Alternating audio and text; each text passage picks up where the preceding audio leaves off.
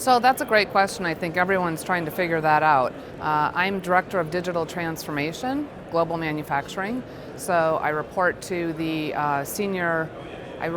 Chief Supply Chain Officer and the CIO, where we pull together the processes and the technologies for the organization. Really my job though is to bring the people together with the technology. So the change transformation and really helping people understand some of the tools they can bring into the workplace that will make their jobs easier, faster, safer, and make our product with higher quality. I've been coming to EWTS for about 5 years, and every year I come, it grows in the community and the people that we network with.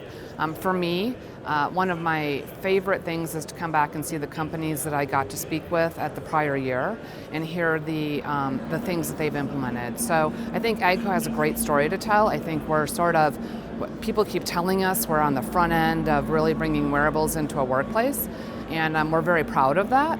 But we're excited to share that with other companies, and we're excited to hear the stories as they actually bring that into their own facilities and find the same value that we do.